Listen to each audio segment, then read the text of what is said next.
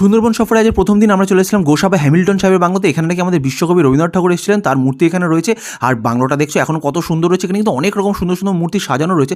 যার মধ্যে সব থেকে সুন্দর লেগেছে আমার কবিগুরু রবীন্দ্রনাথ ঠাকুরের এই মূর্তিটা। আর তারপর আমাদের দুপুরবেলা খাওয়ার সময় হয়ে গেছিলো, যেখানে আমার খাওয়ার মধ্যে ছিল যে রুই মাছ ছিল, ভেটকি মাছ, কত রকম মাছ ছিল। আর যখন খেয়ে একটু বসে আছি তখনই চলে এলো আমাদের হাতে ফল হিসেবে ডাঁশা পেয়ারা দিয়েছিল।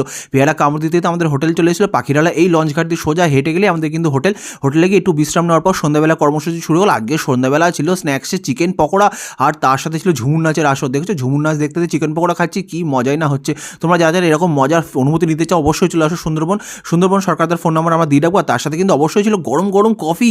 এই গরম গরম কফিতে চুমুক দিয়েছি, তার সাথে চিকেন পকোড়া খাচ্ছি। কখন বুঝতেও পারলাম আমাদের রাত্রের খাবার সময় চলে এসলো। আজকে কিন্তু রাত্রে ছিল ভাত, ছিল মাটন, সব কিছু কিন্তু ছিল আনলিমিটেড, যত খুশি তত চাইবে। কিন্তু হ্যাঁ, খাবার নষ্ট করা যাবে না। অনেক মাটন খেয়েছি আমরা, খেয়ে দিয়ে আজকে সুন্দরবনের প্রথম দিন শেষ করলাম। তোমাদের আজকে ভিডিওটা কেমন লাগলো সেটা কিন্তু অবশ্যই কমেন্ট করে জানিও।